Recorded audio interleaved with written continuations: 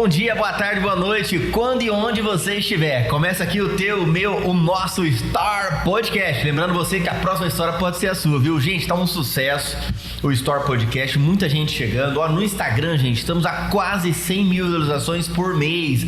Graças a você, a gente quer te agradecer por isso. E você pode nos ajudar ainda mais, fazendo 3 cliques aí, que demora 3 segundos, viu? Você pode se inscrever, compartilhar e também curtir aí o nosso canal no Store Podcast no YouTube, tá bom? Olha, temos grandes parceiros. Isso aqui, olha, não é fácil estar aqui, viu? Existem pessoas que acreditam nesse projeto, gostam de histórias lindas igual a tua e querem escutar e querem que as pessoas escutem também histórias maravilhosas de pessoas que somam a nossa cidade. Vem pra somar, vão porque um dia somou aqui e vai conquistar novos ares, assim como você.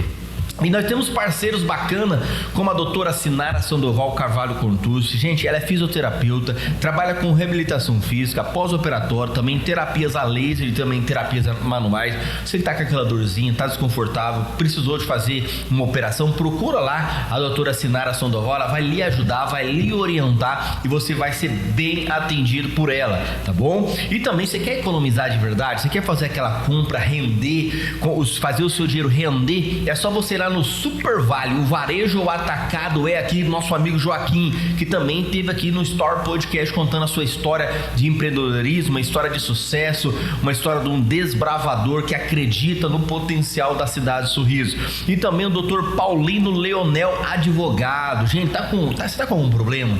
Seja lei trabalhista, seja algum problema na justiça, tá com algum desafio aí jurídico, procura o Dr. Paulino Leonel, ele vai lhe ajudar, vai lhe orientar a você aí na sua causa, tá bom? Também a Semeplan Genética e ATF, sêmen e corte e leites das maiores centrais do mundo. E também a Pamela Barros do cartório, primeiro e segundo ofício, também acredita, ela é serva de Deus, cristã, tem amado o Store Podcast e quer escutar várias histórias. Lembrando você que a Pamela Barros também vai estar aqui no Store Podcast. A agenda dela tá bem tumultuada, mas ela vai encontrar uma vaguinha para falar aqui, uma amante de livros cristãos, amante da palavra de Deus e também da justiça, da lei brasileira. Bacana, ela vai contar um pouquinho da história dela aqui pra gente. Também a Ruralis, compra e venda de imóveis rurais ou urbanos, nosso amigo César. Gente, tá querendo trocar de fazenda? Tá querendo adquirir um imóvel com segurança, com procedência, para você não passar problema? Procura a Ruralis, vai lhe orientar, tem vários terrenos, tem várias fazendas, tem vários imóveis aí para você ficar satisfeito e ter uma compra garantida de sucesso. Quer fazer um bom negócio? Vai lá na Ruralis. Também a União Farma, farmácia do Edeilson, sua saúde em primeiro lugar. Lembrando você que você pode pedir em qualquer lugar da cidade que ele rapidinho manda a moto e o motoqueiro lhe entregar aí o remédio. Não só o remédio, tem perfumes, tem desodorantes, tem sabonetes, é aquilo que você precisa aí na área da perfumaria também, além dos remédios ali com qualidade e um precinho ó que cabe no seu bolso. Também Atlética Academia, lembrando que o carnaval tá chegando aí, você quer expor aquela barriga de tanquinho, eu não sei se vai dar tempo, viu? Pode ser um projeto para 2026, mas corre lá, que o Lisandro vai lhe ajudar, vai lhe orientar. A academia tem grandes profissionais ali formados, capacitados para lhe orientar a cuidar da sua saúde. E também, gente, olha, você já tá chegando nos seus 30, 40, precisando fazer um check-up, vai lá no Laboratório de Análises Clínicas e Citológicas, o LIB, fala lá com a equipe do Linar, vai lhe orientar, tem ali um exame de qualidade que você pode estar ali bem servido ali com o Laboratório de Análises Clínicas e Citológicas do LIB. E também o Paulo Coelho, rações de sal mineral, proteinado e herbicida. Tá precisando aí de uma ração pro seu gado, de um sal mineral e também de um proteinado ou herbicida? É só você procurar ali o nosso amigo Paulo Coelho no escritório. Inclusive ele tá fazendo uma sede bacana para melhor lhe atender ali no rotatório. Como é que chama aquela rotatória lá? Carro de boi. Rotatória do Carro de Boi, ali no finalzinho ou no comecinho da Presidente Dutra, tá bom? E também Sabor Aqui, água mineral e refrigerante. Sabor Aqui que emprega grandes famílias aqui em Cacilândia. Tem uma história bacana em Cacilândia, onde começou pequenininha, hoje tá uma mega de uma empresa, uma água de qualidade, dá água também pro pessoal que vai ali abastecer os seus galões, tá bom? E sensacional ali, e é uma empresa que acredita na história de Cacilândia, tem mais de 100 pessoas ali que podem testemunhar e contar das histórias e do sucesso que teve ali trabalhando na empresa Sabor Aqui. E também um novo parceiro bacana é o Luiz lá da Laborges. Você que gosta aí daquele queijinho saboroso, aquela mussarela, é qualidade, né? Laborges, que você encontra ali. Um grande empreendedor, Luizinho, fazendo por Cacilândia bastante coisa, com bastante produtos diversificados, né? Uma linha completa que ele tem lá. E segunda-feira vai estar aqui com a gente, ao vivo, contando a história da sua vida e da sua empresa. Olha, bacana, hein? Lembrando você que segunda-feira que vem ele vai estar aqui contando a sua história. Vai dar o quê? Dia 9, né? Ele vai estar aqui contando a história dele aqui, da empresa dele. Só que cresce aquela empresa, hein? Oi? Cada ano que passa ela tá ficando cada vez mais crescendo, né? E se espalhando os produtos para vários municípios do nosso estado e para fora do nosso estado. É um orgulho para nós. Nossa, isso é um orgulho, gerando emprego, exatamente, né? E que é bacana. A gente que acredita em Cacilândia, com uma história bacana, uma história de sucesso que vale a pena ser contada. Hoje a gente tá aqui com um camarada, pastor, servo de Deus, orientador familiar, orientador de pessoas, gestor de pessoas. Ele é baiano de nascimento, mineiro de coração, e agora não vou dizer de profissão, mas por vocação ele é sul-mato-grossense agora. O pastor Giovanni tá aqui já há 8 dias pastoreando a igreja metodista, é o meu pastor, é o pastor também do Dr. Luiz, e ele tá aqui hoje para contar um pouquinho da sua história, falar dos seus projetos para a igreja, falar dos seus projetos para Cacilândia. Um pastor de sucesso, viu? Tem crescido a cada ano e hoje ele chegou aqui para pastorear uma igreja igual a igreja de Cacilândia. Boa noite, pastor, graça e paz. Boa noite, graça e paz. Pastor, obrigado por ter deixado esse tempinho para a gente estar conversando com o senhor e lhe apresentando, né, para Cacilândia e toda a região, para o mundo todo aí, né, esse trabalho do senhor. Queria começar do início, do princípio. O senhor vem de uma família evangélica. Conta um pouquinho dessa história, dessa trajetória até chegar no chamado pastoral. Eu sou de Uberlândia. Pastor, se você puder falar só um pouquinho perto do microfone. Pra frente. Sim. Pra frente o senhor ajuda nós. Assim. Ótimo, ótimo. Senão depois o Leandrinho puxa a nossa orelha. Pode falar. Como o Freitas já disse, eu sou baiano de nascimento e mineiro de coração. Na verdade, eu nunca pensei em ser pastor. Uhum. Eu fui um mecânico profissional, mecânico de veículos, mecânico pesado, caminhão, né? Fiz cursos também em empilhadeira elétrica, hidráulica, eletrônica. E depois eu não quis mais mexer nessa área. E aí eu quis ser empreendedor. Olha só. E abri uma empresa, fabricar piscina, caixa d'água de fibra. Uhum. E quando eu estava muito bem financeiramente, o ministério tocou no meu coração. E eu deixei tudo. Mas voltando um pouquinho, pastor, lá atrás, na sua infância, sua juventude, a família do senhor, pai e mãe, eram evangélicos, não eram? Não. Conta um pouquinho dessa trajetória até chegar nessa situação. Eu nasci num berço católico. Tá. Até 35 anos eu fui católico não praticante. Sim. E a minha família se dizia católica, mas para mim católico é aquele que pratica. Uhum. Né? Eu conheci primeiramente a igreja metodista wesleyana. Uhum. Foi a primeira vez na wesleyana. Não me senti tocado. Lá em Uberlândia. Lá em Uberlândia. E me senti tocado na igreja metodista, que eles falam metodista tradicional. Mas, na verdade, não é tradicional. A igreja metodista, ela tem um jeito de ser. E eu me senti muito bem. Mas foi mais ou menos 1988, 89, que eu visitei a igreja wesleyana. Não me senti assim motivado, né, a participar. E depois eu visitei a igreja metodista em Uberlândia, a igreja de Norte, que hoje é uma igreja bem alicerçada. E em seguida eu comecei a participar dessa igreja.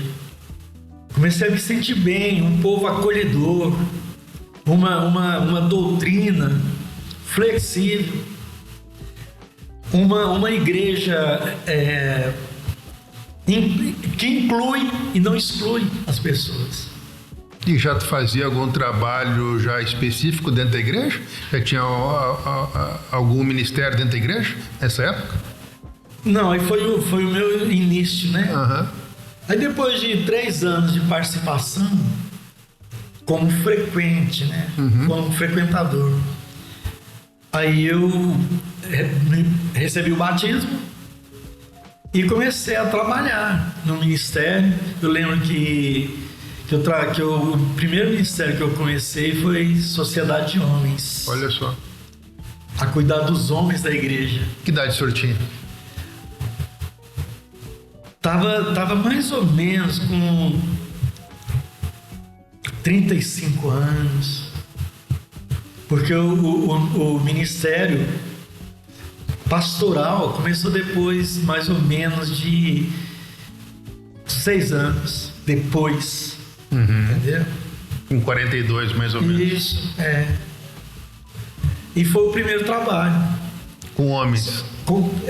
Só que quando eu comecei a trabalhar na Sociedade de Homens, tinha outros ministérios também que me chamavam a atenção. Sim. Mas eu sempre me envolvi mais com os homens da igreja. Uhum. E aí eu fui trabalhando em outros ministérios, um exemplo, ação social. Teve trabalho que a gente distribuiu, eu como líder, né?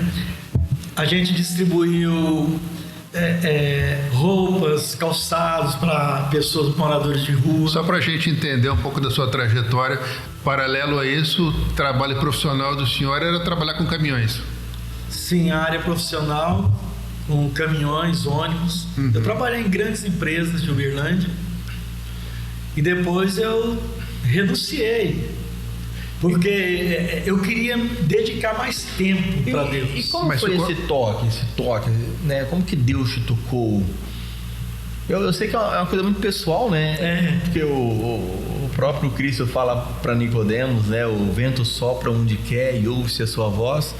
Assim é todo aquele que é nascido do Espírito, né? Tá na 4ª biografia de Cristo, ali no capítulo 3, né? E qual foi esse momento, esse soprar do Espírito, esse nascer para Cristo? De que ele é um momento muito particular e ele não tem hora de ir nem lugar, não é isso? E como foi? Qual circunstância? Deixa a gente entender isso aí. Freitas, uma pergunta interessante. O toque de Deus. Eu lembro que eu trabalhava numa concessionária Scania, da Escandinávia de Uberlândia. Tinha um bom salário. Só que concessionário você tem hora para entrar e não tem hora para ir embora, para sair. Aí eu tinha recebido um convite do meu pastor para eu pregar numa 4ª ou 5ª-feira, não me lembro bem. E eu assumi o compromisso de levar uma mensagem para o pessoal na 4ª-feira ou 5ª-feira, tem muito tempo, não me lembro bem. E eu falei para ele, dei certeza para ele que ia. Quando eu estava preparando para ir embora para casa, o chefe vai e fala: olha, eu preciso que você fique, porque precisa entregar um caminhão que precisa ser consertado e eu preciso que você fique. E começava 8 horas a mensagem teria que ser pregada até 8 horas no decorrer do culto. E aí eu liguei pro meu pastor e falei: pastor, aguenta a mão, eu vou. E quando estava dando quase hora, infelizmente eu liguei e falei: pastor, não vai dar. E aquilo lá me entristeceu muito. Quando foi no outro dia, aí veio o toque de Deus. Deus tocou em meu coração, assim, como se estivesse falando: você não deveria ter feito o que você fez. E aí eu orei a Deus, falei: Deus, abre uma porta para mim, que eu possa dedicar mais tempo à tua obra. Eu falo até de oração perigosa, porque passou uma semana eu fui demitido. Nossa. Eu fui Nossa. demitido, e depois eu fui e falei para minha esposa. Mas você chegou a falar: Deus, o senhor entendeu errado o pedido? Aí eu falei para minha esposa, eu falei: olha, não vou mais trabalhar de empregado. Mas como? Não vou trabalhar mais de empregado. O que você vai fazer? Não sei, mas eu não vou mais trabalhar nem de empregado e nem na minha área profissional. Mas o que você vai fazer? Não sei. Talvez eu vou abrir um mercado, qualquer coisa, mas não vou mais trabalhar CLT. E foi um grande desafio para mim, grande desafio. Aí vem aquela questão, né, pastoral: quem que vai me orientar? Procurei o meu pastor. Muitas pessoas procuram o vizinho, procuram outras pessoas, mas não procuram o seu pastor. E aí se dá mal. E eu procurei o meu pastor para pegar aconselhamento, porque eu não queria mais trabalhar na área que eu era profissional. Sim. Aí eu lembro que eu cheguei no meu pastor e falei para ele: pastor, eu orei a Deus, eu não vou mais trabalhar registrado, eu quero trabalhar para mim, para eu ter tempo para dedicar mais na obra de Deus. O que eu faço? Ele falou: ah, Giovanni, não sei não. Aí no outro dia eu pensei: vou abrir um mercado. Cheguei no pastor: pastor, resolvi o que eu vou fazer. Aí ele falou: sim, o que é? Eu vou abrir uma mercearia. Giovanni, não dá certo. Olha, por quê? Porque você vai ficar preso nela. Você vai trabalhar de domingo a domingo. Você não quer dedicar tempo a Deus? Quero. Não dá certo. Quando foi no outro dia: pastor, eu achei o que eu quero fazer. O que é? Eu vou abrir um sacolão. Giovanni, não dá certo. É a mesma coisa, né? É a mesma coisa. Aí eu até pensei assim: mas o pastor não está me ajudando. O pastor não está me ajudando. E aí por fim eu abri uma empresa para trabalhar com fibra de vidro. Começamos fabricando caixa d'água, acessório para caminhão. E aí eu acertei no negócio, porque aí eu passei a ser patrão. Mas lá atrás, na Scania ou em outras concessionárias, usou o tempo que tinha lá no trabalho para evangelismo das pessoas que estavam lá, que eram colegas de profissão seu? Sim, isso aí eu sempre fiz, Luiz. Eu sempre fiz isso. Mas sabe que uma coisa me tocou? Eu fui numa concessionária lá em Jales para fazer a revisão. Eu cheguei cedo, porque eu queria sair cedo, que eu tinha outro compromisso. Aí eu cheguei na concessionária, era 7 horas da manhã. Cheguei, encostei a caminhonete. Quando eu vi, tinha um círculo de funcionário fazendo uma oração e me chamaram. Aí eu fui lá, fiquei junto com eles lá. Aquilo ali me impactou, né? Porque é raríssimo as empresas fazerem isso, né? E por vontade própria deles, não por imposição, mas por vontade de quem trabalha lá, né? Então, é por isso que eu lhe pergunto, né? Se tinha isso dentro da concessionária lá. Não tinha. Porque quando o empreendedor ele é cristão, não digo evangélico, mas cristão, ele pode até tirar um tempo para isso. Mas hoje a gente vive numa sociedade muito opressiva. As pessoas estão interessadas mais em ganhar. Sim. Ganhar. Sabe? Prosperar financeiramente. E as coisas de Deus ficam em segundo plano. Nas empresas que eu passei, eu evangelizava por conta própria, individual. Muitas pessoas se converteram através do bom testemunho. Sim. Porque, por exemplo, eu trabalhei na Autoviação Triângulo, nessa época, uma empresa de ônibus urbano, e lá eu mostrava quem eu era, através do meu testemunho. As pessoas me respeitavam. Às vezes a pessoa ia falar alguma piada, opa, não fala não que ele é crente, entendeu? Então eu mostrava mostrava uma visão de uma pessoa crente em Jesus. Então eu era respeitado. E através do seu testemunho, outras pessoas vão querer saber, espera aí, que Deus é esse que ele serve? E como é que foi o chamado pastoral? Porque acho que são duas coisas, né, que são impactantes na sua vida. Primeiro é se tornar cristão, esse chamado de Deus, né? E depois o chamado pastoral, que é uma coisa divina. O Freitas falou do toque, né? O toque de Deus, o chamado de Deus. Ele te chama, muitas vezes não é para ser pastor. Ele pode te chamar para ser um evangelista, aquele que busca as pessoas e entrega para o pastor cuidar. E depois vem o toque pastoral, aquela pessoa que é chamada por Deus para cuidar de pessoas. Eu me senti assim.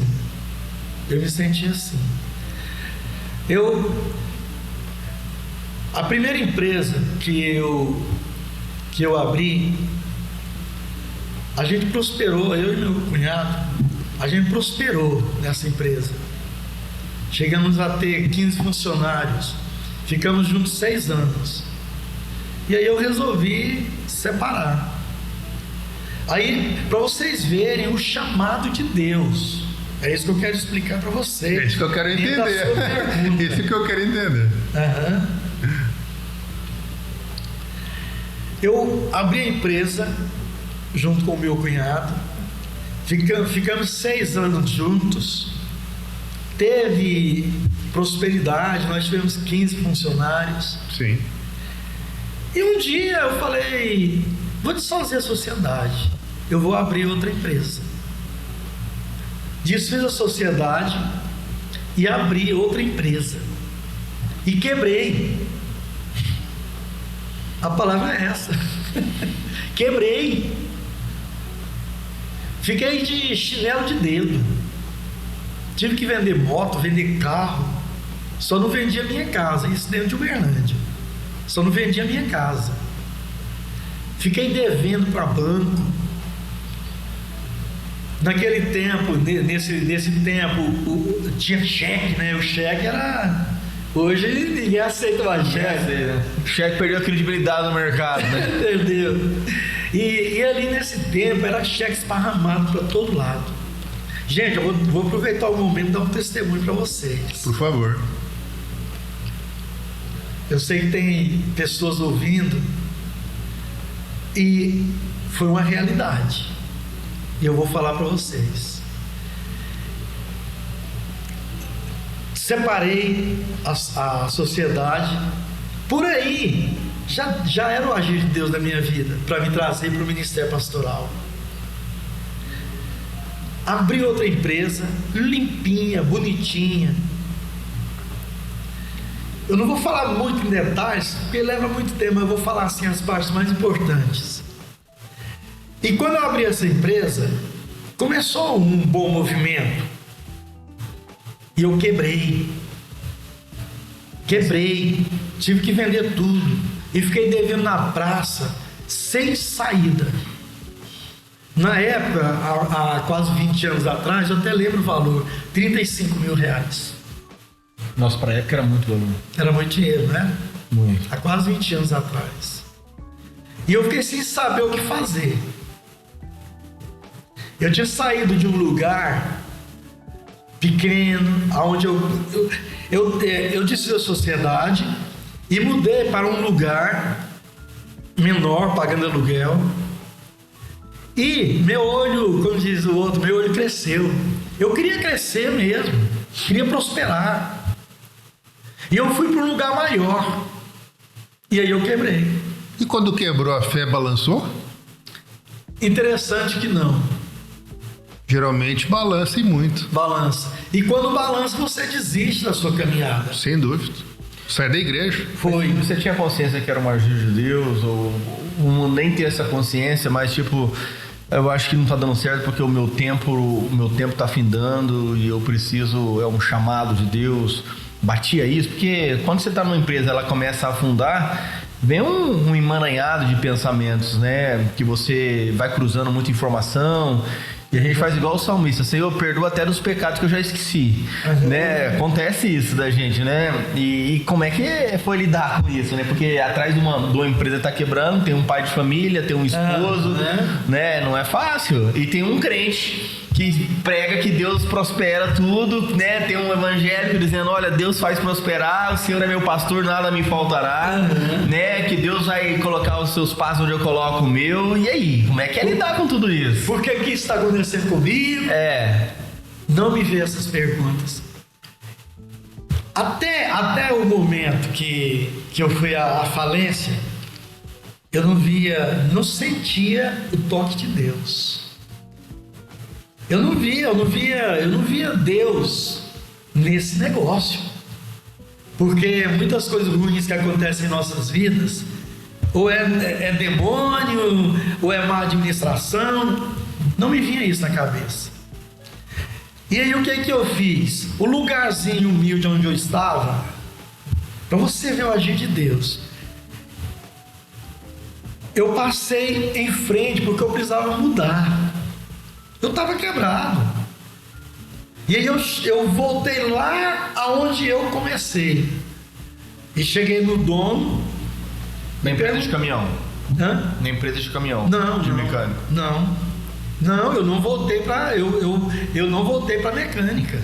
Não. De jeito nenhum. Eu estava na área de fibra, fabricando caixa d'água, ganhando dinheiro. E aí eu quebrei e quis voltar para o lugar onde eu comecei, não onde eu era sócio. Ah, sim. Entendeu? Terminei a sociedade, fui para um lugar assim mais humilde, fui para um lugar maior, quebrei e voltei de novo para cá. Quando eu voltei para cá, rapaz, não tinha serviço. Tinha um concorrente, umas 2 esquinas para baixo. Rapaz, o cara trabalhava dia e noite. E eu não tinha, o telefone não tocava. Nossa. E aí entra o que você falou, família, filho, o que fazer. E aí nesse tempo aí, eu continuei em oração. Aí eu falei para minha esposa, nós não temos saída, não tem o nome, não tem aonde pegar empréstimo, não tem nada, nós dependemos de Deus. Então a partir de hoje nós vamos sair da nossa casa, antes de abrir a empresa nós vamos passar na igreja e ter 1 hora de oração. Olha bem, e todos os dias passávamos na porta da igreja, entrávamos na igreja, eu tinha a chave porque eu tinha um ministério, né? Eu e ela entrava na igreja, trancava a igreja e oração. 1 semana, do mesmo jeito, nada mudou. 2 semanas, nada mudou. 3 semanas, eu lembro como se fosse hoje. A minha esposa orando no altar e eu orando ao redor dos bancos. Tinha vez que o desespero era tanto que eu ficava rodando de joelho doendo, e eu orando de joelho ao redor dos bancos, pedindo uma saída para Deus daquela situação. E aí um dia, eu em pé na porta, e a minha esposa lá no altar, Deus falou comigo. É aí onde vem um toque de Deus. Tem gente nos ouvindo agora, acredita se quiser. Ninguém é obrigado a acreditar no que a gente fala, né? Mas ali eu senti um toque de Deus. Deus falando ao meu coração. Sabe por que você está nessa situação?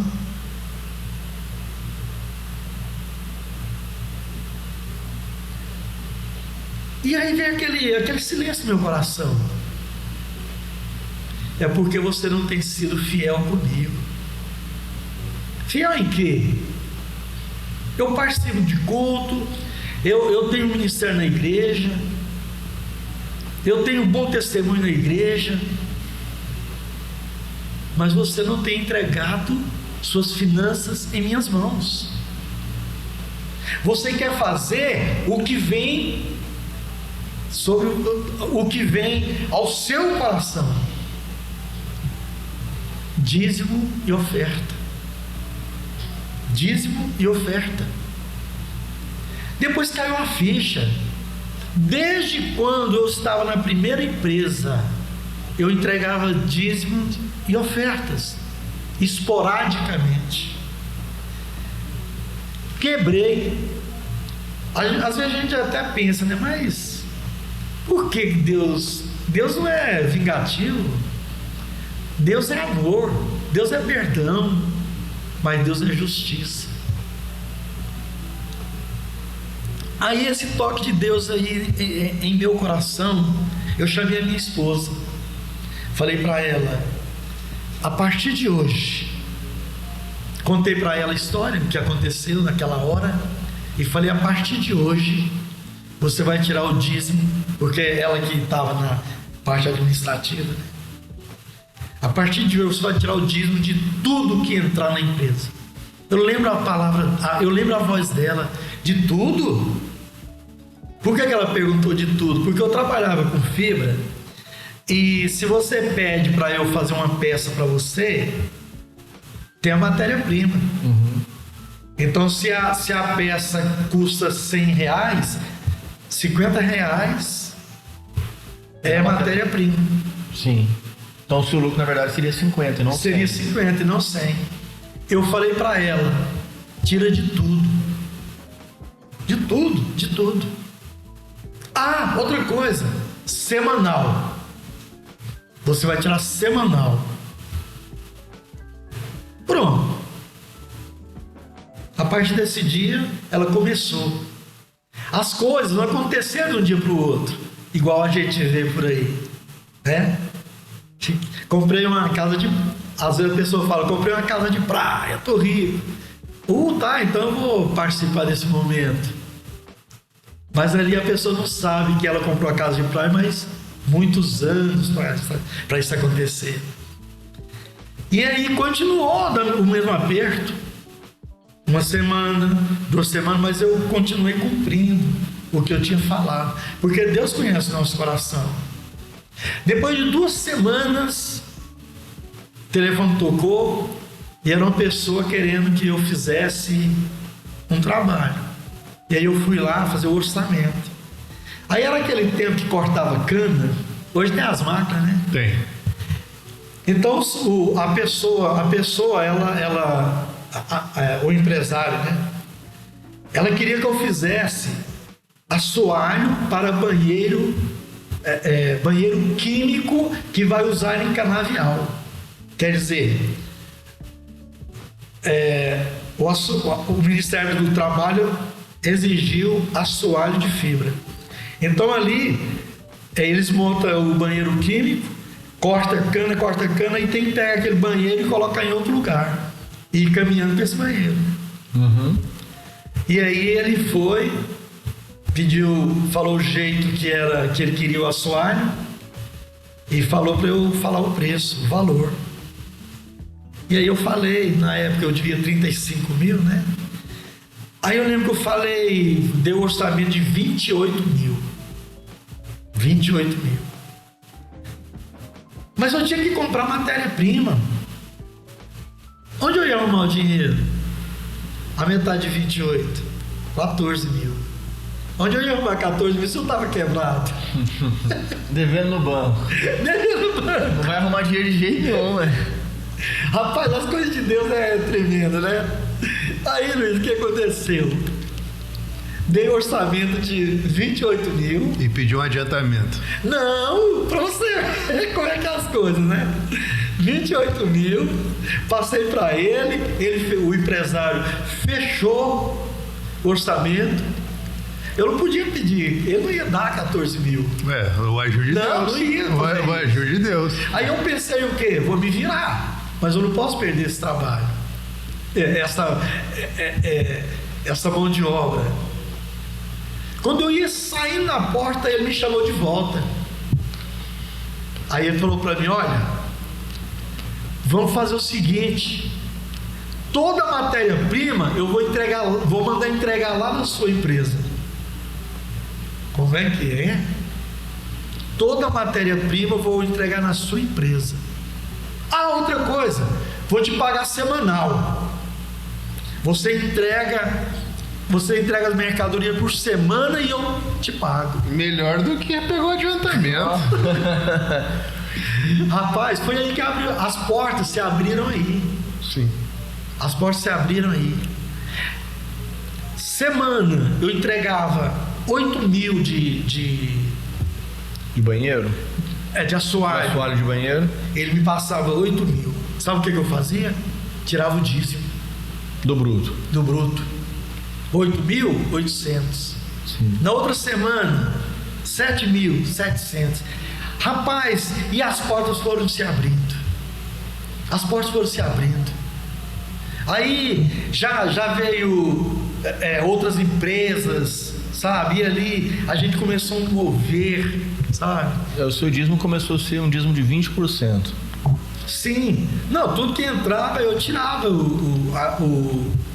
Aí eu comecei a dar oferta. Tinha a creche, tem uma creche metodista lá em Uberlândia que hoje, atualmente, deve abrigar umas 120 crianças. Aí é subsidiado pela prefeitura também, a igreja também entra. Nessa época eu levava caixa de leite para lá. Então as coisas foi prosperando, e depois veio o chamado pastoral. Larga tudo. E aí? Foi igual Elias chamando Eliseu? De jeito. Quantos anos estava com a empresa prosperando e teve o chamado pastoral? Boa pergunta, Luiz. Os primeiros 6 a 8 meses foi só sofrimento. Depois que você voltou para pequeno? Foi. Depois que eu retornei. Sim. Durou uns 2 anos. Quando eu peguei quando eu fechei esse orçamento de 28 mil, teve uma atitude minha também. Fui pegando cheque, fui ligando para os credores, peguei pacote de cheque, porque eu devia em ferragista, sabe? Em lojas pequenas. Isso é uma corrente, né? É uma corrente, né? Você vai trabalhando, comprando e girando. Sim. Paguei todas as dívidas. E de repente Deus falou assim, chega. Aí eu estava trabalhando, aí vem a sua... Durou mais ou menos, respondendo ao que você perguntou, 2 anos. Pois é, 2 anos de prosperidade. Muito difícil você estar prosperando e você ir para o ministério, né? Então, eu lembro que o meu pastor anterior, ele chegou lá de surpresa e perguntou para mim, Giovanni, o seguinte, em Monte Alegre de Minas vai precisar de um obreiro lá, você quer ir? Antes de eu responder, ele falou, não, me responde agora não, porque ele sabia, através dos dias ele sabia que eu estava bem, né? Não me responde agora, como diz em outras palavras, pensa primeiro. Sim, mas eu dei a sabe, resposta o na senhor hora. trabalhava, mas estava sempre na igreja estudando, Sim. pregando, evangelizando. A sua vida eclesiástica não parou. Sim, justamente, não parou. Porque hoje, a tendência de hoje é o seguinte: se eu estou bem, eu vou estar na igreja. Vou estar na igreja, vou estar lendo a Bíblia, vou estar em comunhão com Deus. Mas se as coisas estão indo de mal a pior, não, eu vou me afastar, dar um tempo, eu vou procurar outros afazeres, aí depois eu volto. Mas nem o que eu noto, nem só isso. Quando a pessoa prospera, a pessoa se afasta da igreja, né? Geralmente acontece isso.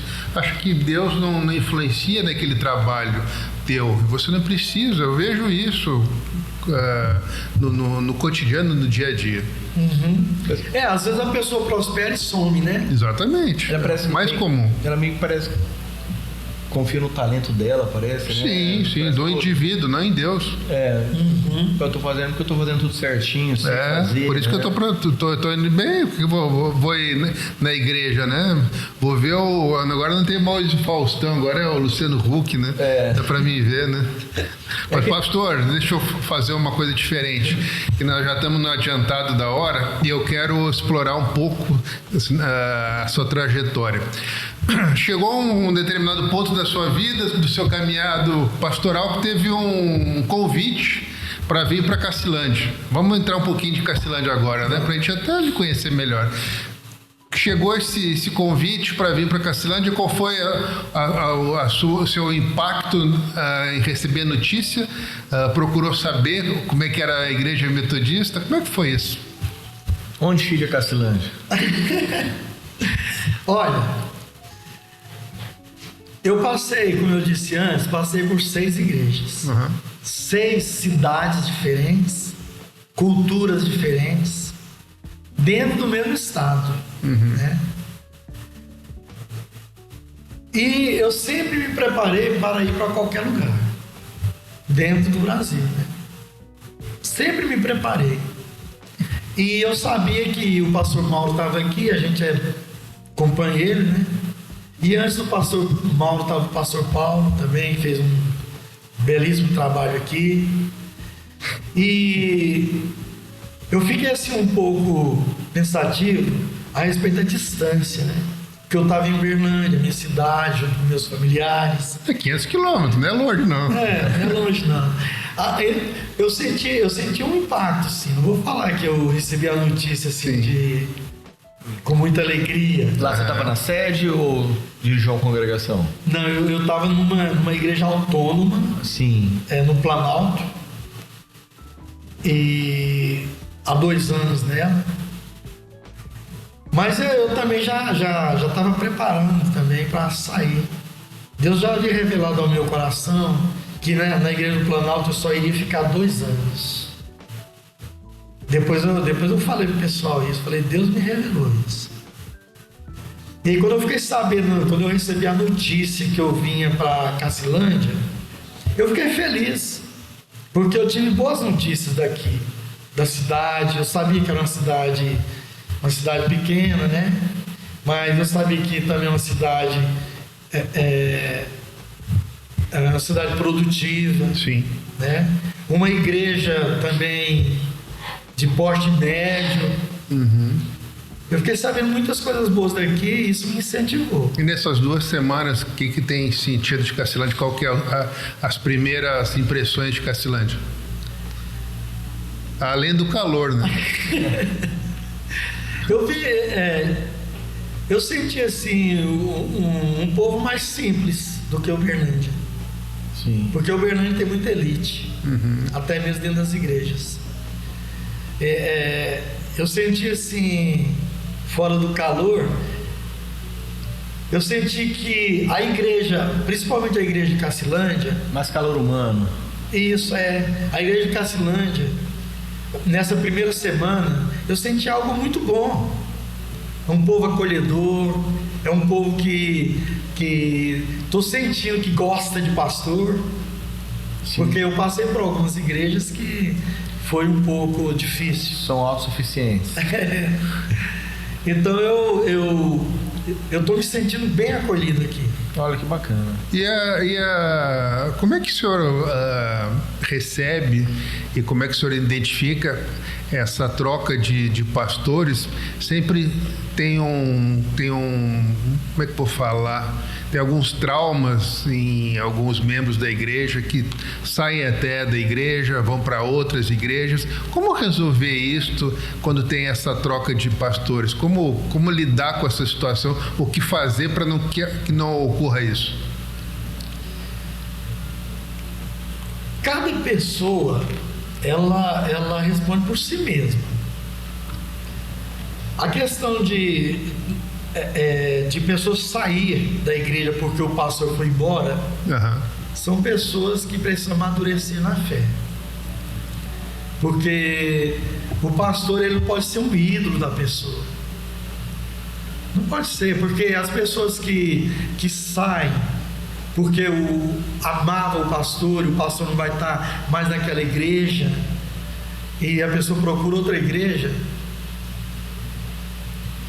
aquele pastor se tornou um ídolo para ela. Para ela não sair, não tem como o pastor que vier fazer, não tem como ele fazer nada. Mas eu vejo essa visão interessante. Assim, eu te entendo, né, pastor? Mas talvez não é porque alguns pastores querem o rebanho para ele, pastoria para ele, e em segundo plano para Cristo. Por isso que gera essa dependência de pastor dentro das igrejas, que o pastor, ele não é um ponto de referência, ele é um ponto de fé, né? E aí você vai perdendo isso, porque tem pastores que saem, nossa, mas meu coração está aqui, né? Eu amo vocês, eu não sei como é que vai ser outro. Tem sempre uma coisa ou outra, e muitas vezes isso não é feito de forma expandida para todo mundo ver, mas está sempre ali pastoreando para mim, né? O pastor Giovanni vai pastorear o Freitas para ele, porque quando ele foi embora eu sou dependente dele, do ministério dele, né? E quando eu saio, acabou o canto, acabou oração, acabou pregação, e isso talvez não é prejudicial, porque hoje eu vejo isso de uma forma geral, é mínimo isso, mas hoje a maioria dos pastores pastoriam para si, né? E quando ela fala assim, olha, o pastor está indo embora, ele meio que fecha uma pastinha e o coração dele já não está mais aqui, né? É assim que funciona, é assim que eu enxergo, e que eu vejo. Eu falo porque eu já pastorei a igreja, eu nunca pastorei a igreja para mim, eu sempre pastorei para ele, né? Eu nunca deixei ele terceirizar a fé, né? Jamais. Eu acho que é fé em Cristo, para Cristo, e é Cristo que vai fazer dentro de você. Até porque quando você pega em João 8, né? João 8,32, ele está ali diante da aristocracia romana, e ele prega, e ele evangeliza, e ele fala do amor de Deus, as pessoas se convertem, e eles não chegam e falam assim, Pedro, pega o endereço. Não, se pois o Filho vos libertar, verdadeiramente sereis livres. Isso que o Freitas fala, eu concordo com ele, mas eu queria ir um pouco além, né? A gente está numa conversa assim, um bate-papo, então eu tenho certeza que o pastor Giovanni não vai ter esse problema na igreja metodista, mas eu vejo assim, o pastor levantou com maturidade, né? Mas eu vejo que existe, quando existe troca de pastores, muitas pessoas não se adaptam, né? Tem pastor que é mais retraído, tem pastor que gosta de visitar, né, comércio, gosta de visitar nossa casa, tem outros que não gosta, que é mais na dele, tem pastor que tem uma pregação expositiva, outros não tem, então você não se adapta realmente com o pastor, né? Eu vejo muito por aí, né, de a pessoa não se adaptar, a pessoa não ter aquele grau de intimidade, né, com os pastores, por isso que muitas vezes sai, né? Até antes do podcast a gente estava conversando sobre isso. Eu sou muito de o pastor permanecer por muitos anos, para criar vínculo com a comunidade, para criar vínculo com as ovelhas, né? Eu sempre falo, quando o pastor Mauro saiu daqui, no último ele teve 2 podcasts sobre ele, ele falando, né, participando. Eu falei assim, eu não vejo ele como um pastor, mas sim como um cuidador, né? A gente não quer que tenha um Hernandes Dias Lopes pregando pra gente, a gente quer que tenha uma pessoa que cuide da gente, né? Acho que é um pouco por aí, né? A função do pastor é cuidar, sabe? Tem aquela questão, né, das ovelhas rebeldes. Sim. Né? Todas as igrejas, né? Tem aquela ovelha que gosta de comer naquele pasto que está do outro lado. Não gosta de ser confrontado. Eu vejo uma coisa, assim, minha visão pessoal. Sim. O pastor, ele não é dono de ninguém. Ele é um guia espiritual. Sim. Tem pastores, generalizando, que são bajuladores. Aquela pessoa que tem uma estabilidade financeira boa, ele se aproxima mais. Aquela pessoa mais humilde já fica, sabe? Uhum. Eu, por exemplo, não sou assim. Eu sou igual com todo mundo. Se é pobre, se é rico, eu sou igual com todo mundo. A questão aí que vocês colocaram, a que o Freitas colocou, do pastor querer a ovelha para ela. A igreja metodista, ela não tem disso. Porque a igreja é uma associação. A igreja metodista é uma associação. Se eu saio da associação e eu abro uma igreja, a igreja é minha. Eu vou querer quem eu quiser na igreja. Sim. Porque eu abri ela é minha. Na igreja metodista não tem isso. A igreja metodista tem uma parte eclesiástica, tem os cânones, que são a lei da igreja. Sim. Tem um colégio episcopal que faz parte da representação da igreja. Então, se tiver reclamação minha, se alguém souber algo sobre mim que feriu a ética metodista, ela pode chegar na instância superior, que eles me tiram dali e me levam para outro lugar. Entendi. Ou até mesmo toma credencial, sabe? Assim. Então não tem como eu te bajular a ponto de sair da igreja e falar: Freitas, eu vou lá para Itajá. Vamos comigo. Itajá, né? Itajá. Vamos comigo? Vamos comigo? Sim. Você vai comigo por quê? Porque eu tomei cafezinho com você, eu fiz churrasquinho com você. Não funciona assim. Sim. Mas, não, sim. Mas o ponto de vista que a gente está colocando, assim, eu mais o Luiz, é essa questão assim. Porque Cristo, ele compara a igreja, por vários exemplos, como um rebanho de ovelha. Sim. E o líder estabelecido, e compara ele como um pastor que cuida das suas ovelhas. E claro, o senhor é formado, né? Tá aqui bem gabaritado para isso. É só para dar um exemplo, para a gente estar calcado, né, dentro de algumas informações. Hoje, quando você cuida de um campo de ovelha, quando você troca o pastor, as ovelhas ficam doentes e há um certo espalhamento dessas ovelhas, né? E como que eles faziam na época? Toda transição de pastor, daquele que cuida das ovelhas, eu estou falando no que é de forma literal, tá? Vem alguém que vai substituir o pastor e fica dias, meses com ele, até o pastor começar a sair um dia e esse vai ficando, esse aí vai ficando. Isso é história, tá? E isso, quem mexe com ovelha sabe do que eu tô falando. Até com os cachorros que cuidam da ovelha, as ovelhas conhecem até os cachorros, né? Que estão treinados para cuidar das ovelhas. E quando troca, tem problema. Porque há uma dependência também da ovelha para o pastor, que é bíblico. Por isso que Cristo compara a igreja como uma ovelha e o líder da igreja como um pastor, porque há uma dependência assim, né? Uma dependência de direção, né? Uma dependência de oração, não é uma terceirização de fé, mas é como um ponto de apoio, por isso que a igreja, ela precisa do pastor, senão era cada um por si, né? Eu vejo esses desigrejados, né? cada um por si, Deus para todos, né? É antibíblico assim até não está lá, né? Esse negócio de amor próprio, isso é do cão, isso não existe, né? Em nenhum momento você vê Cristo, isso é antibíblico de capa a capa, né? Em nenhum dos livros da Bíblia você aprende isso, mas a modernidade está dizendo, não, eu tenho amor próprio, eu tenho que me amar primeiro. Não, você nunca vai ser feliz se amar primeiro, né? Chega a ser cafona dizer isso.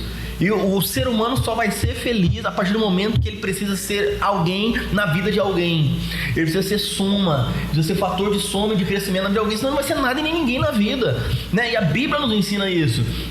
E isso tem 4.000 anos que funciona e funciona muito bem, né? Então, o que eu acho assim, não estou falando da igreja metodista, a qual eu faço parte, mas de modo geral, a grosso modo, as igrejas vão trocando, né? E esquece que tem essa dependência sim, porém ela é feita de forma muito brusca, é quase que um arrebatamento, né? Então não tem esse processo de agora tá o pastor Giovanni, vai ficando com outro, o pastor Giovanni tá indo embora, mas chega um outro, vai aprendendo, vai olhando, aí o pastor sai, não tem essa falta, a igreja já tá acostumada, porque sempre quando o pastor chega, é sempre aquele choque, né?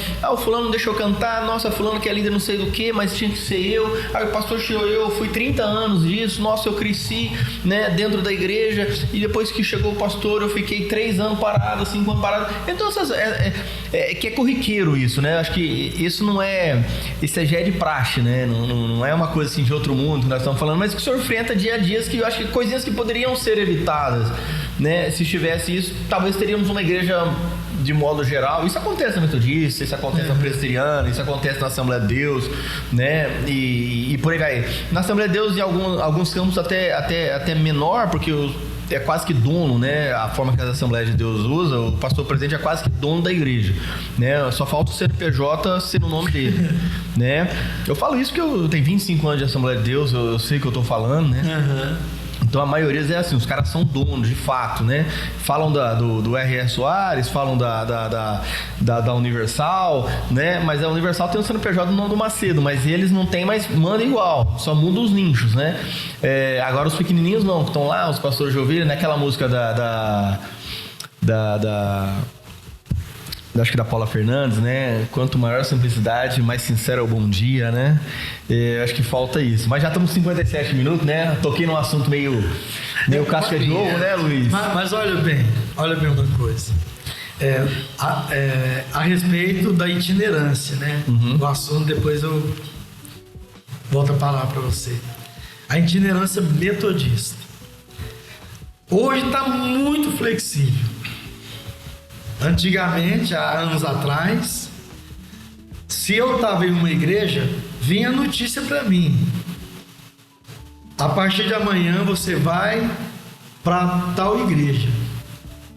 Acabou. Arruma as malas, tira as crianças da escola, tira a esposa que tem um trabalho fixo, você vai para tal lugar. Hoje não, hoje está flexível. Todo biênio de 2 em 2 anos, o pastor local escreve uma carta para o SD falando se quer ou não ficar na igreja local. Por que quer ficar? Por que eu quero sair? E aí você vai e coloca a sua vontade. Se você falar que quer sair, aí você vai sair. Se você falar que quer ficar, aí você tem que falar por que você quer ficar. Eu quero ficar porque 2 anos é um tempo muito curto para fazer um projeto. Eu quero ficar porque agora que as coisas estão começando a andar, aí você fica. Mas só para a gente encerrar esse assunto, e eu quero falar depois sobre o seu ministério especificamente, eu acho que pode pecar um pouco a transição. Se o pastor, vamos citar nomes para ficar mais, dar um exemplo mais sólido. O pastor Mauro Ficasse, só para dar um exemplo, né? Um mês acompanhando o senhor que veio como pastor, né, substituindo ele, por um mês para conhecer o trabalho que já vem sendo feito, apresentar os membros. Acho que essa transição é de uma forma mais tranquila, mais permanente, mais sólida. Eu acho que podem pensar lá na frente nessa forma de transição não ser tão abrupta, né? Estou dando um pequeno exemplo, né? Para mim não afetou nada, o Freitas também não. A gente quer receber muito bem, senhor. Mas eu queria falar de outro assunto, que é sobre as características do seu ministério. Fale um pouco o que o senhor está pensando para implementar na igreja, as características que tem do seu trabalho, né? No caso, o que a Cacilândia pode esperar do pastor Giovanni, o que a Igreja Metodista pode esperar do pastor? Eu cheguei agora, né? Sim. Uma semana. Não, mas já veio com as ideias montadas, né? A minha característica é evangelizar, a minha característica é aumentar a igreja. Tem muitos pastores que são assim, né? Quais são as suas características? A visão é essa, mas primeiramente eu quero conhecer o povo. Uhum. Quero conhecer o povo para depois fazer um projeto. Mas a intenção é o quê? A quinta região, que é a que nós estamos inseridos, ela tem um projeto regional. O que é? De se trabalhar em discipulado. Grupos pequenos ou células, só muda o nome, a essência é a mesma. Eu já vim com essa ideia. Por exemplo, né? Cheguei aqui, eu já conheço o pastor Mauro. Uhum. Eu vou ver o que ele estava fazendo. E aquilo que ele estava fazendo é relevante, eu vou continuar. Por exemplo, ele estava trabalhando em grupo pequeno? Estava. Vamos continuar o trabalho. E algumas coisas que eu achar que deve mudar, nós vamos mudar. Entendeu? Então a intenção de todo pastor é chegar na igreja e fazer de tudo para ela crescer. Sim. E aí precisa de um projeto? Precisa. Mas só que a gente tem que conhecer a igreja primeiro. Conhecer quais as ferramentas que o senhor vai ter para elaborar o projeto. Isso. Sim. Porque se eu quisesse fazer um projeto... Eu acho que duas características que a gente pode falar bem do trabalho do pastor Mauro, que fazia aqui, era liderança e os grupos pequenos, né? Esses eram dois trabalhos bem sólidos, né, que ele desenvolvia aí, né? Só que esse trabalho vem desde o pastor Paulo. Sim. Né? Ele deu crescer, né? É um crescer do trabalho. Aí a gente vai trabalhar com discipulado, andar bem perto das pessoas. Como é que está o projeto, não sei se o senhor já ficou sabendo, do projeto de Inocência, de abrir a igreja lá em Inocência? Não estou sabendo. Uhum. Tem um projeto lá da nossa igreja. Não estou sabendo. Da quinta região. Da quinta região, porque a gente está num distrito, né? A gente está inserido num distrito, MS2, tem o SD, que é o Tiago, pastor Tiago. Ele veio pregar aqui já. Uhum. O projeto distrital tem parte dele e a gente vai e segue. Só que nós somos igreja autônoma. Nós somos igreja autônoma, entre aspas, dono do nosso próprio nariz. Mas a gente deve também seguir o projeto regional e o projeto distrital. São as metodologias, até por isso que a igreja chama metodista, né? É uma pautada em métodos, né? Isso. Então eu vou conhecer a igreja, mas eu já sei o que está inserido nos trabalhos, que é grupo pequeno, visitação de pessoas, evangelismo nós vamos fazer também, programações de impacto também. Legal. Tudo com cunho evangelístico. E uma característica que a gente já começa a perceber é essa pregação essa característica da sua pregação, né? De falar sobre o texto, né? Sim. Né? Que muitos pastores apenas leem o texto e passam para outro assunto, né? E eu, nesses 2 primeiros cultos, isso é uma coisa que me chama a atenção, né? Sim. É uma pregação expositiva realmente, né? Sim. Você tem que extrair do texto, esmiuçar o texto. É. Porque a pregação, na verdade, você tem que usar o logos e rema. Você usa a exposição e depois a aplicação. Até sobre isso eu queria te fazer uma pergunta.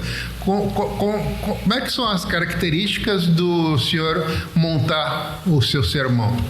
Primeira coisa é você entra em oração, Deus te revela através da sua leitura, né?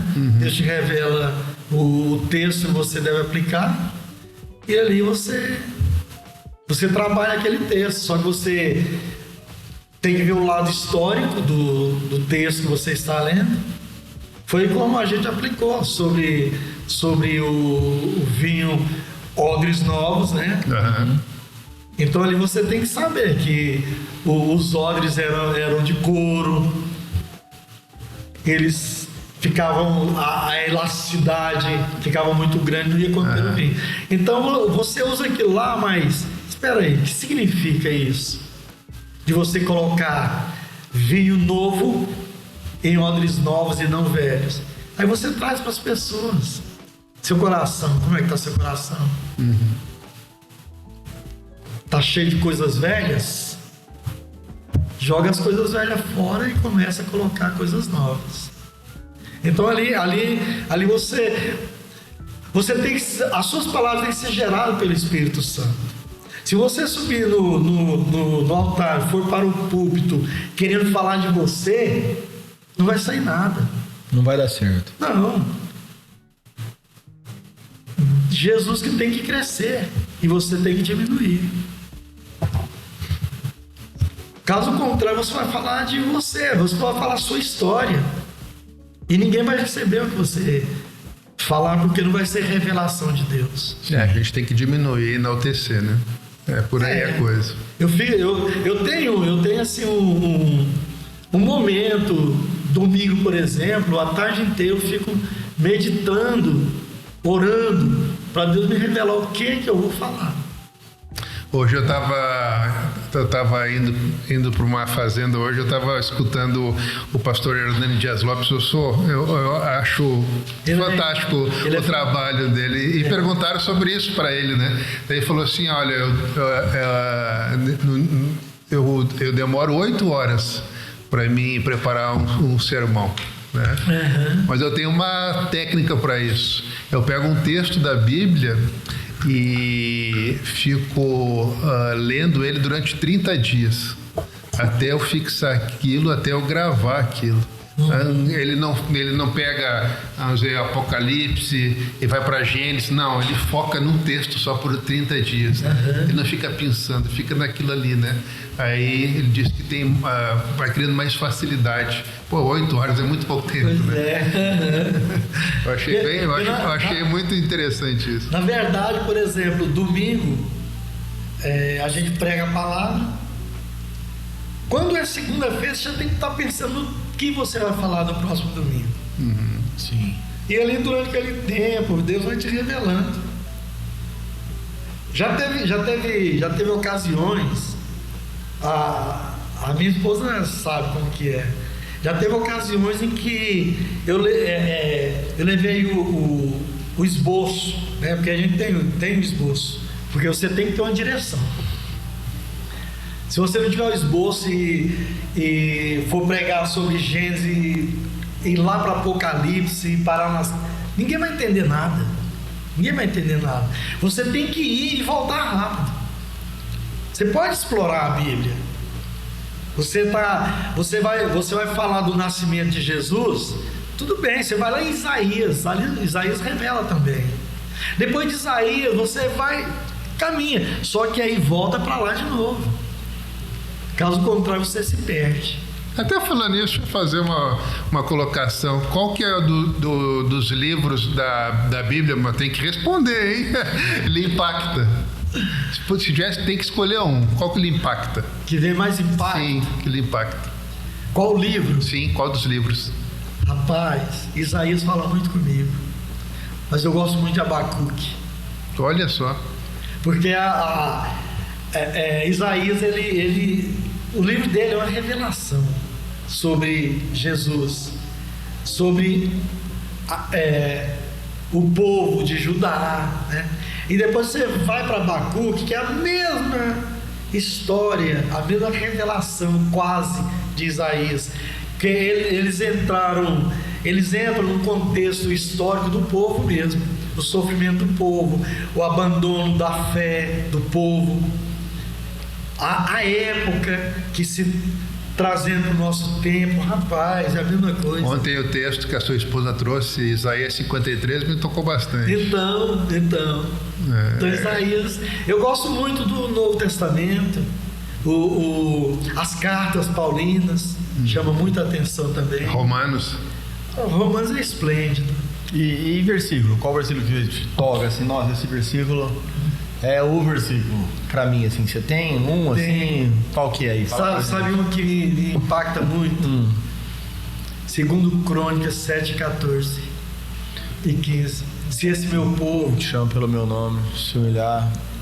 Se esse meu povo, parece que fala com a gente. Se esse meu povo que se chama pelo meu nome se humilhar... Olha bem esse versículo. Se é uma ligação. É uma condição. A gente vê assim, a gente chegar no filho. Meu filho, se você não passar de ano, você não vai ganhar o seu presente. Se é algo que liga, né? Sim, é uma condição, né? Para alguma coisa, né? E Deus fala, se esse meu povo humilhar, orar, me buscar, afastar dos seus maus caminhos, se arrepender dos seus maus caminhos, se converter, então eu ouvirei dos céus, perdoarei seus pecados, sararei a sua terra. Quando fala em sarar a terra, naquele tempo não havia espécie igual hoje. Então, se você tinha uma terra produtiva, ali você tinha a sua vida. Então, às vezes a terra ficava doente. Sim. Vinha gafanhoto, então Deus faz sarar a sua terra. Hoje a gente traz para outras. E esse versículo é do Senhor desde sempre ou não? Esse é o versículo do momento? Eu tenho ele no meu coração muito tempo. Também tem Romanos, capítulo 12, versículo 1 e 2. Meu Deus. Muito forte. Rogo-vos, meus irmãos, que apresenteis o vosso corpo como sacrifício vivo, santo e agradável a Deus, que é o vosso culto racional, que é o vosso culto inteligente.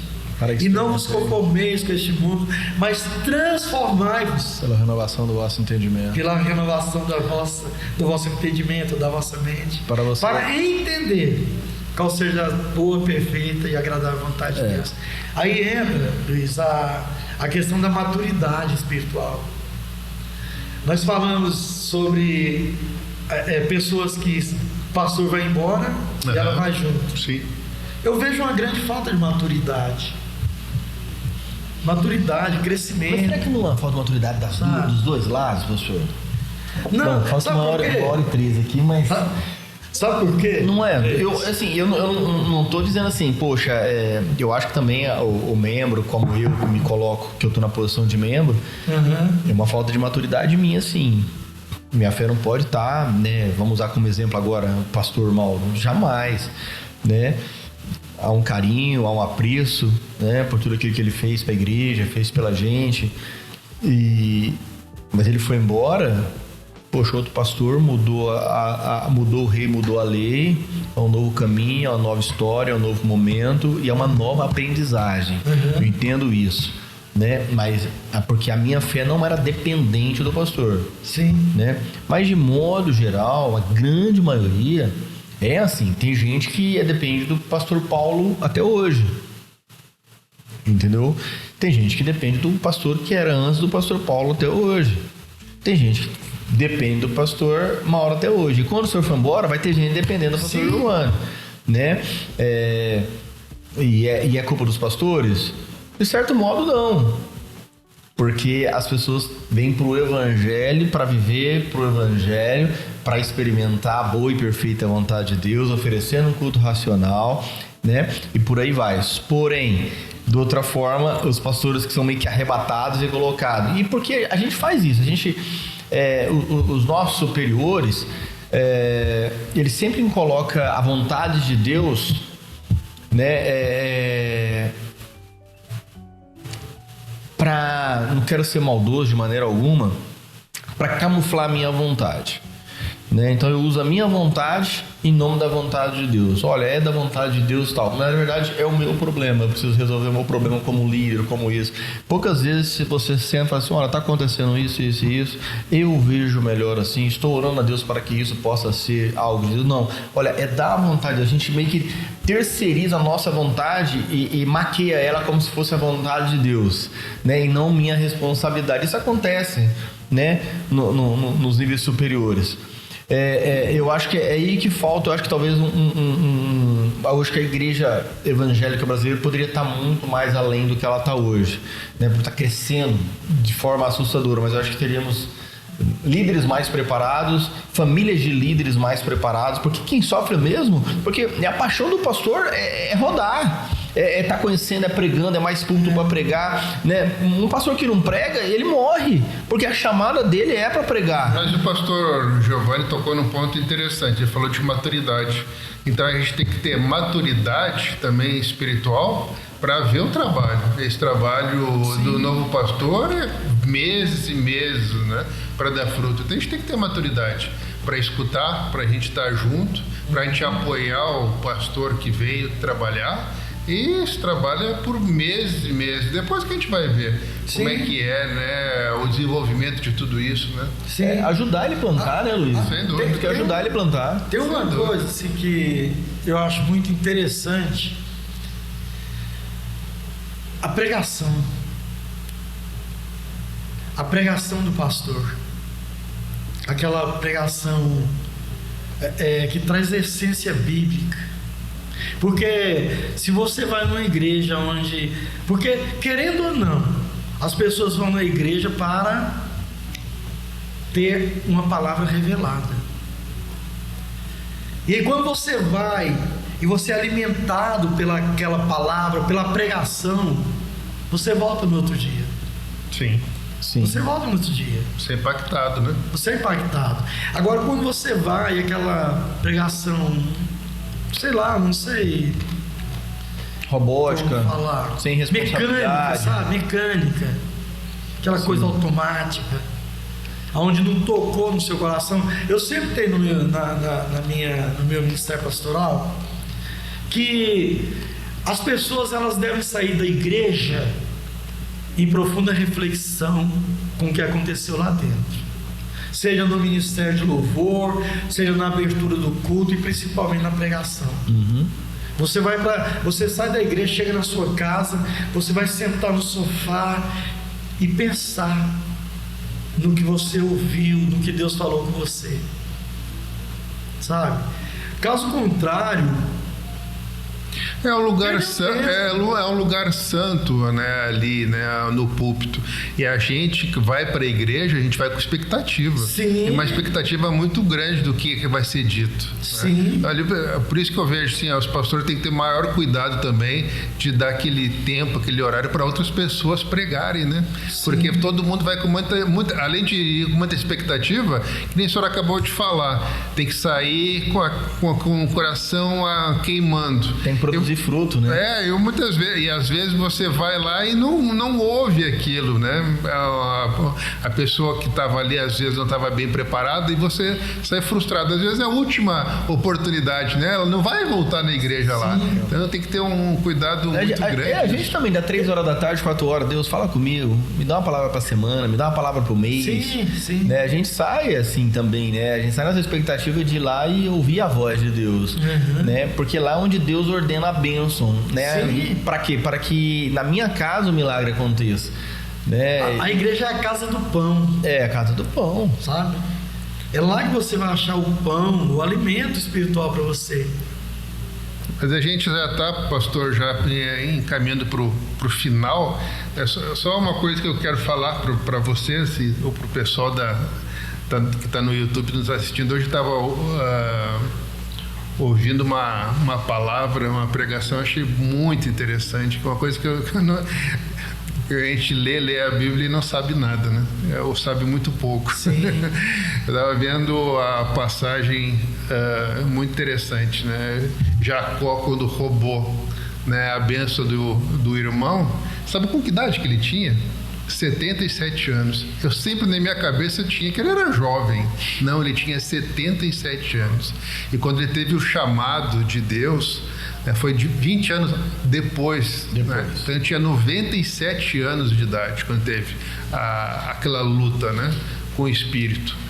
Então, aquilo veio no meu coração de uma forma tremenda, assim, nunca é tarde, né, para você ter o chamado com Deus. Você só pode estar com muita idade, mas sempre eu vejo, né, que você tem a oportunidade de estar com Deus, né? Morreu com 150 anos, né? É muita idade. Né? Tem a chamada de Moisés também, né?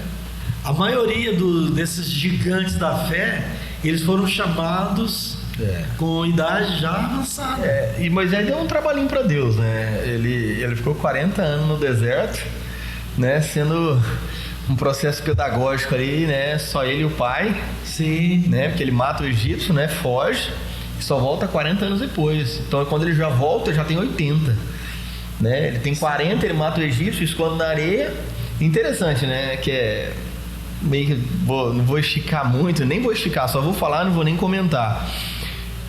A Bíblia diz que só tinha ele e o egípcio e o irmão dele, judeu, que estava sendo maltratado pelo Egito. Ele vai, mata o cara, enterra na areia e ele vai embora. Quando ele chega, todo mundo sabe quem contou. O próprio irmão que foi salvo por ele, né? Mas vamos deixar para comentar isso numa outra hora. Pastor, vamos fazer a gente sempre tem por ordem fazer um ping-pong no finalzinho. Então eu vou fazer perguntas bem curtinhas e o senhor faça uma resposta que vem no seu coração. Ele bate pronto. Um ping-pong rapidinho. Cacilândia. Cidade que mana leite e mel. Um sonho que o senhor tem. Fazer essa igreja dobrar a membresia com pessoas sedentas de Deus. Amém. Assim seja. Um lugar que o senhor tenha vontade de conhecer aqui no Brasil ou fora do Brasil? Foz do Iguaçu, as 7 quedas. É lindo lá. Família. Família, maravilha. Família é algo que Deus instituiu. Igreja Metodista. Igreja Metodista. Eu não vou falar que é a melhor igreja do mundo. Eu estaria sendo demagogo. Mas a igreja que eu amo. Deus. Criador, sustentador, socorro bem presente. Pastor, quero lhe agradecer em meu nome, em nome do Freitas, ter colocado o seu tempo à disposição, que o senhor venha a outras oportunidades no podcast para estar falando de Deus. A gente tem muita coisa ainda para explorar no sentido bom da palavra do senhor, né? E dizer que o senhor, pela segunda vez, eu já disse lá na igreja e falo de novo aqui, que o senhor seja muito bem-vindo à Cacilândia, conte com a gente, né, para o que o senhor precisar. Estamos às ordens aqui para lhe ajudar. Se a gente desviar do caminho, puxa a nossa orelha. Vá nas nossas casas, vá na nossa no nosso trabalho, nossas empresas, né? Nos acompanhem nessa jornada aí. Sim. E tenho certeza que, assim como eu fui muito bem recebido quando eu vim há 30 anos atrás para Cacilândia, o senhor vai ser super bem recebido. As pessoas de Cacilândia são muito acolhedoras, são generosas, né? E que o seu ministério tem uma grande importância para Cacilândia e que tenha muitas conquistas, tá bom? Amém. Recebo suas palavras. Amém. Pastor, se você pudesse deixar uma mensagem para quem está te ouvindo agora, né? Uma mensagem de Deus, uma mensagem que você pudesse deixar um legado assim, rapidinho. Olha para essa câmera aqui do Pedestal Preto e deixa seu legado, né? O seu legado, o que você deixaria para a humanidade? O mundo hoje está muito sedento de amor. Estamos vivendo em uma sociedade consumista, um povo que precisa muito ser amado.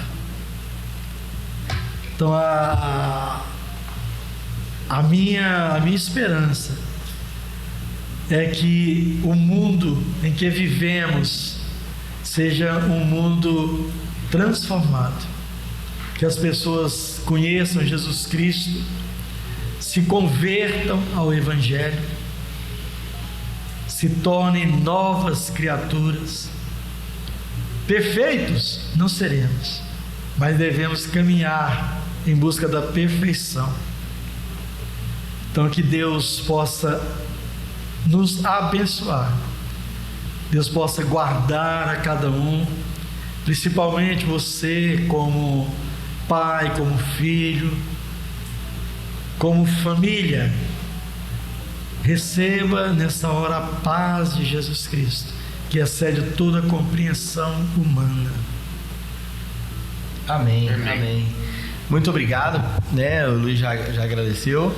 E volte sempre, tudo que precisar da igreja, né, Luiz? Hoje estamos aqui. Divulgar qualquer evento, as irmãs, os irmãos lá dos eventos de louvor. A gente estamos aqui de portas abertas para estar recebendo e estar passando, né, para a cidade, os eventos, tudo que estiver acontecendo lá. A gente é só uma ponte, né, e um canal para que as coisas aconteçam e aconteçam de forma proativa, né, para que haja mais alegria na nossa cidade, para que haja mais paz, mais prosperidade, tanto moral, intelectual e também uma prosperidade de Deus, né, dentro da vida de cada habitante da nossa cidade. Amém. Muito obrigado, Deus abençoe.